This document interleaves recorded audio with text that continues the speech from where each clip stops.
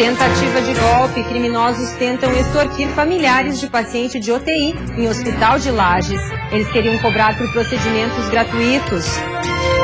Novidade, Polícia Civil disponibiliza serviço para registro de furto e roubo online. Evento na capital comemora os 125 anos do Tribunal de Justiça de Santa Catarina.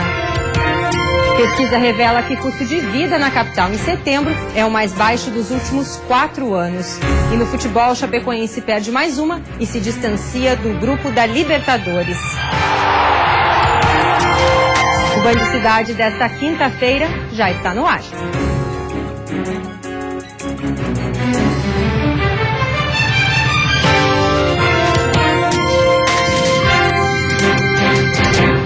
Olá, boa noite. Muitos serviços da Polícia Civil já estão disponíveis pela internet desde 2002, mas agora as modalidades furto e roubo também poderão ser comunicadas online. Para fazer o cadastro, basta acessar o site da Polícia Civil de Santa Catarina. Na delegacia virtual, é possível comunicar 12 tipos de ocorrência, incluindo furto e roubo. A tecnologia foi desenvolvida pelo Centro de Informática e Automação do Estado. Se for homologado, ele recebe uma senha de acesso, que ele pode imprimir esse documento. E se for de interesse de investigação, o delegado da área onde vai ser encaminhado esse boletim de ocorrência, ele pode ser chamado para prestar declaração na qualidade de vítima, testemunha, conforme o caso. Com a novidade, a Polícia Civil estima reduzir pela metade os cerca de 880 mil boletins de ocorrência registrados pessoalmente por ano nas delegacias do Estado. O serviço também promete ser mais barato e rápido. Um estudo de 2013 revelou que o custo de cada atendimento convencional é de R$ 34,00 para o usuário e a polícia, enquanto pelo site cai para R$ 11,00. Isso vai facilitar muito e também a atividade finalística da Polícia Civil, que é a investigação. Nós vamos ter mais policiais, nós vamos otimizar os recursos humanos para que esses policiais possam realmente investigar, que é a atividade finalística deles. Para usar a ferramenta é preciso ter mais de 18 anos e o sistema é voltado para ocorrências dentro do Estado. Os documentos do cidadão também devem ter registro em Santa Catarina. Em Lages, no Planalto Serrano, criminosos tentaram extorquir familiares de um paciente que está na UTI do Hospital Teresa Ramos. A prática já é antiga no estado.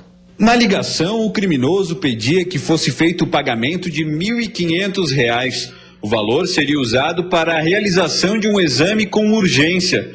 O golpista ainda dizia que se os familiares não depositassem o valor, o paciente, internado na UTI, corria risco de morrer. Assim que foi informada sobre o caso, a diretora do hospital comunicou a todos os familiares de pacientes da UTI que no Hospital Teresa Ramos não há esse tipo de cobrança. O Hospital Teresa Ramos hoje trabalha com o Sistema Único de Saúde, não temos nem tesouraria dentro do hospital. Temos alguns convênios que também usufruem do hospital, mas de maneira alguma será feito algum tipo de cobrança. Por sorte, a família do paciente procurou o hospital antes de realizar o pagamento. A diretora conta que registrou um boletim de ocorrência. Essas pessoas que vêm agindo de má fé, elas causam um transtorno enorme para a família que já está em desequilíbrio, que já está angustiado com algum familiar que está aqui conosco. E a gente buscou amenizar a situação, e até esclarecer aos familiares de alguns pacientes que estão conosco aqui para que não aconteça. Esta não é a primeira vez em Santa Catarina que golpistas se aproveitam de pacientes na UTI para tentar extorquir as famílias. Há registros de casos semelhantes, pelo menos desde 2015. Na época, 3 famílias receberam ligações semelhantes em Criciúma, no sul do estado. Em todos os casos, os criminosos agiram da mesma forma. Eles repassavam dados pessoais dos pacientes e diziam se tratar de um caso de vida ou morte. Ele dizia que, se caso não depositasse, o que poderia acontecer? O meu esposo poderia ir a óbito. Até 3 horas era o prazo que eu deveria depositar esse dinheiro para ele. É complicado passar por uma situação dessa já num momento delicado. Muito complicado, assim, eu não sabia o que fazer, Nos casos de Criciúma, os autores das ligações não foram identificados. Já aqui no Planalto Serrano, a Polícia Civil vai investigar o caso para tentar localizar os criminosos. E depois do intervalo, o evento na capital comemora os 125 anos do Tribunal de Justiça de Santa Catarina. E ainda, pesquisa revela que custo de vida na capital é o mais baixo em 4 anos.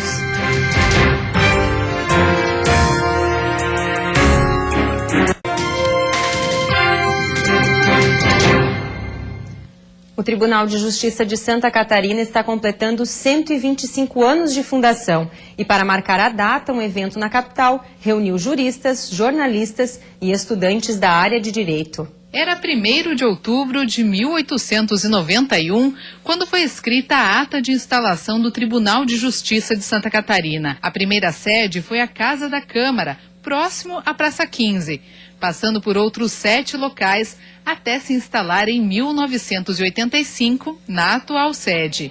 E lá se vão 125 anos de história do Poder Judiciário do Estado.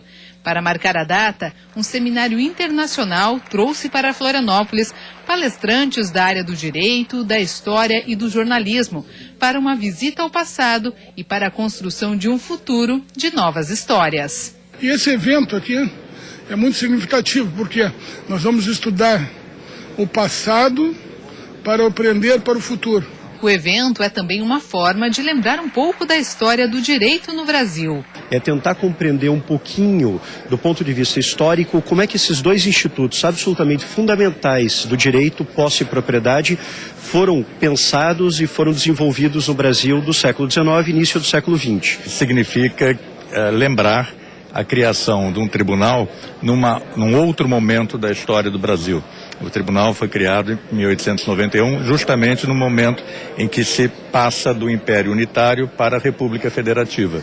E por isso que foi criado um tribunal em Santa Catarina. Segundo o presidente do TJ, esse evento, que marca os 125 anos do Tribunal de Justiça, deve ficar para a história, sendo replicado através de vídeos e documentos para uso de acadêmicos e de demais pessoas da sociedade. Que nós iremos aqui depois reduzir em meio físico e também por mídia e repassar para universidades, repassar para todas as pessoas interessadas, né? Amanhã, o Tribunal de Justiça realiza a 4ª mostra de boas práticas no Judiciário Catarinense. Mais informações e inscrições pelo site do Tribunal de Justiça. E começa na semana que vem a 2ª fase de testes da chamada Pílula do Câncer. Em até 6 meses, médicos esperam ter uma boa resposta sobre a eficácia do medicamento, que foi proibido pelo Supremo por falta de pesquisas científicas. Há 3 meses, o Instituto do Câncer do Estado de São Paulo começou a testar pela primeira vez em humanos a fosfetanolamina sintética, conhecida como pílula do câncer, em 10 pacientes. É um número pequeno para comprovar a eficácia do medicamento, mas suficiente para determinar a segurança da dose no organismo. 6 pessoas tiveram que retornar ao tratamento tradicional porque apresentaram agravamento do câncer. Nós não encontramos entre os pacientes que foram expostos à fosfetanolamina sintética nenhum efeito colateral que impeça a continuação do estudo. O produto é seguro para uso humano, no entanto, em termos de eficácia, a questão ainda está em aberto. A próxima fase da pesquisa terá a participação de mais 200 pacientes, que serão divididos em 10 grupos, um para cada tipo de tumor. Todos os candidatos podem ficar pelo menos 2 meses longe do tratamento convencional, sem que isso traga riscos à saúde. Nessa 2ª fase, os pacientes passam a ser avaliados a cada 2 semanas pelos 2 primeiros meses. Depois, o acompanhamento será mensal. E em até 6 meses, os especialistas esperam já ter uma resposta sobre a eficácia ou não do medicamento. E acreditamos que num período de mais ou menos 4 a 6 meses, vamos poder dar aquela resposta que a sociedade realmente quer, se há evidência de benefício com o produto ou não.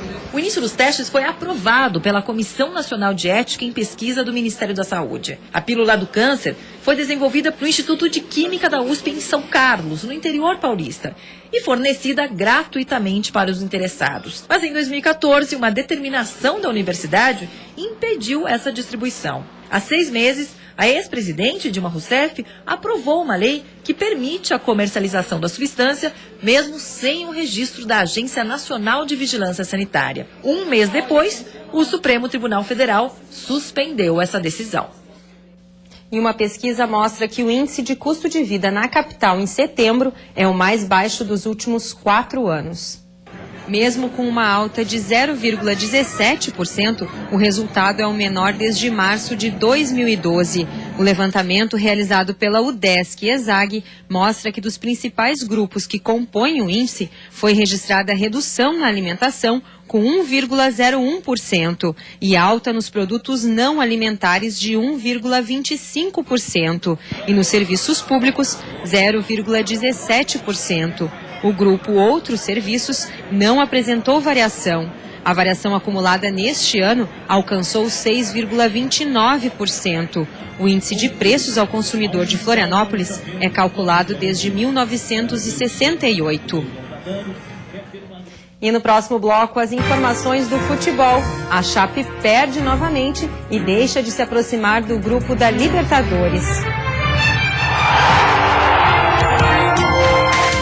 E a expectativa do Avaí para o jogo fora de casa contra o líder da Série B.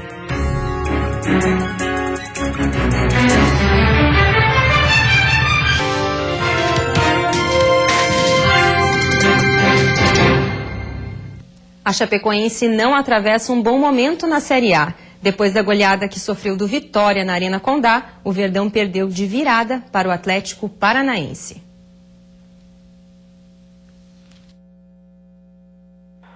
Na Arena da Baixada, a Chape começou vencendo. Na cobrança ensaiada de escanteio, Felipe Machado pegou a sobra e fez 1-0 Chape. Festa da torcida do Verdão presente no estádio. O empate veio no pênalti cometido por Denner em cima de Lucas Fernandes. Hernani foi pra bola e deixou tudo igual, 1-1. No segundo tempo, falha total de marcação. Pablo subiu sozinho e virou o jogo, 2-1 Atlético.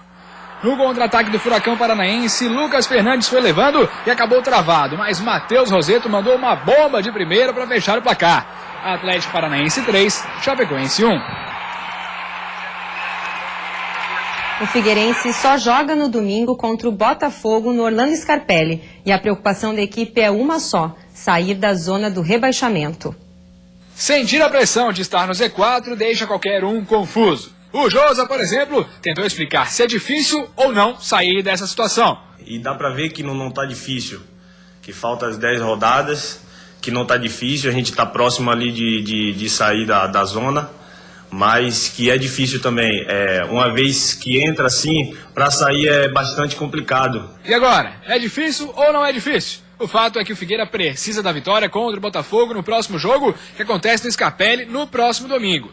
Josa estreou no segundo tempo da partida contra o Inter e agradou. Agora deve entrar como titular, já que Ferrugem fraturou uma costela e fica de 3 a 4 semanas fora. De acordo com o último treino, a dúvida fica em cima do outro volante. Jefferson e Renato disputam uma vaga. O restante do time deve se manter. E se Josa está na dúvida se é difícil ou não sair do Z4, sobre uma coisa ele não tem dúvida: todo mundo está com pensamento positivo. Está todo mundo num pensamento só, eu acho que isso é importante e vai nos ajudar. E na Série B, quem está numa situação bastante preocupante em relação ao rebaixamento é o Joinville, que tem como principal culpado pela má fase o setor ofensivo. Após mais uma derrota na Série B, a situação do Joinville está cada vez mais desesperadora. E nesse momento em que o time precisa de um verdadeiro milagre para escapar do rebaixamento, muita gente começa a elencar o que levou o Jack a essa situação. Olhando o desempenho do time, dá para dizer que a defesa é a menos culpada. Somente 5 times da Série B tomaram menos gols que o Jack, que sofreu 32. O Vasco, vice-líder da competição, tomou mais gols que o Joinville. O problema maior parece ser o ataque, ou a criação de jogadas. O Jack é o time que menos marcou gols no campeonato. Foram apenas 18 em 29 jogos. Isso dá uma média de pouco mais de 1 gol a cada 2 partidas. Para escapar do rebaixamento, o tricolor do norte do estado vai precisar desencantar na frente para conquistar os pontos necessários. E o Avaí, que tem na defesa um dos pontos fortes, enfrenta no sábado o líder do campeonato fora de casa. Invicto a 9 rodadas, com 8 vitórias e 1 empate, o Leão tá de bem com a vida. E essa sequência coincidiu com a chegada de Betão. Em campo eu não perdi ainda com a camisa do Avaí, né? Tô com aquele carimbo do invicto ainda. Se eu não me engano foram acho que 9 partidas, foram 8 vitórias e 1 empate. Mas eu prefiro deixar isso bem em silêncio, quietinho, que não chame muita atenção para isso. Mas se puder manter, vai ser muito bom. Mas não adianta tentar esconder. O Leão é o time a ser batido e a defesa havaiana tem sido muito respeitada. Não toma gols há 4 jogos. Eu não gosto de setorizar a situação, falar que foi a defesa, os 4 ali de trás, ou o Renan que tem feito grandes partidas, mas sim é o elenco que favorece isso, a maneira que o Claudinei tem colocado a equipe para jogar, o esforço que o Rômulo tem feito ali, o próprio Renato tem feito para marcar o Marquinhos. Então, uma equipe organizada acho que favorece todo esse resultado. O Avaí agora só joga no sábado contra o Atlético Goianiense, que conquistou a liderança da Série B. O jogo é fora de casa e a expectativa é de pressão da torcida adversária. Mas para Betão, isso não é problema. Mas é aquela coisa, tem jogadores, no meu caso, por exemplo, gosto muito de jogar com torcida contra. Porque isso muitas vezes te motiva mais. Então, acho que é um ponto positivo para nós, jogar com o estádio cheio. Mesmo que a torcida, a maioria vai ser contra, mas pode trazer uma motivação maior para nós também. E a seguir, elefante marinho de 500 quilos é avistado em praia do sul do estado.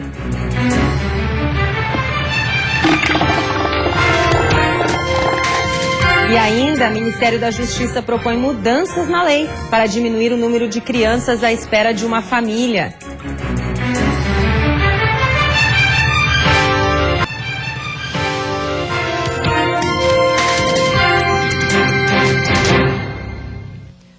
O Ministério da Justiça propôs mudanças na lei para diminuir o número de crianças e adolescentes à espera de uma família. Adriana sempre teve 2 certezas: seria mãe e adotaria uma criança. A chegada do Daniel realizou de uma só vez os 2 projetos, fruto de uma opção que não fez exigências. Tinha uma família antes de mim, na espera. Não gostou do que viu e aí eu fui chamada. Quando eu cheguei lá, eu olhei para ele e comecei a chorar. A maioria dos candidatos ainda busca bebês brancos e saudáveis. Eles são poucos. O resultado disso são 2 filas que não se encontram. 37 mil pessoas querem adotar, 7 mil esperam para ser adotadas. De acordo com essa lógica, já não deveria haver mais nenhuma criança ou adolescente no Brasil hoje à espera de um lar.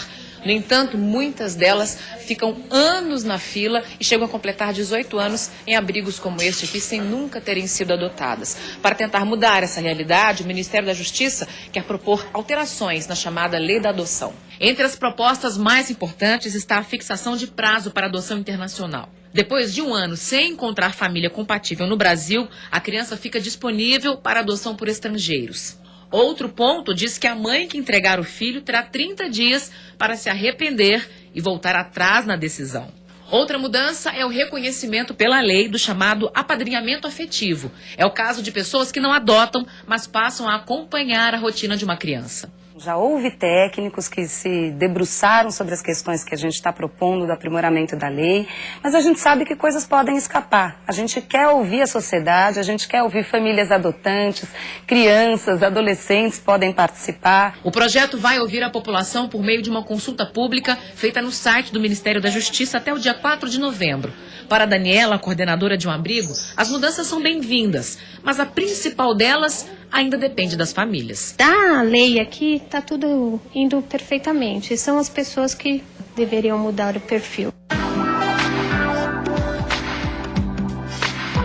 O tempo continua estável amanhã, com variação de nuvens em todas as regiões e chuvas isoladas durante o dia. No oeste, aberturas de sol a partir da tarde. A temperatura no Planalto Serrano e a máxima em 23 no oeste. No sul, Grande Florianópolis e Vale do Itajaí, máxima de 20 graus. No litoral norte, mínima de 16 e máxima de 18. Um elefante marinho foi avistado por moradores de Laguna, no sul do estado. O animal foi encontrado na Praia da Cigana, localizada na região do Farol de Santa Marta. O elefante marinho tem aproximadamente 500 quilos e pouco mais de 2 metros de comprimento. Ele foi localizado na manhã de ontem, em meio a pedras perto de um costão. De acordo com biólogos da Universidade do Estado de Santa Catarina, o animal passa bem e tem uma composição corporal saudável, apresentando apenas lesões superficiais. Os técnicos acreditam que ele tenha 2 anos e que veio da Patagônia, na Argentina, em busca de alimentos em Santa Catarina. E uma última informação, terminou agora há pouco a greve dos bancos, depois de 1 mês de paralisação. Amanhã as agências voltam a atender normalmente. E você fica agora com o Jornal da Band. Boa noite e até amanhã.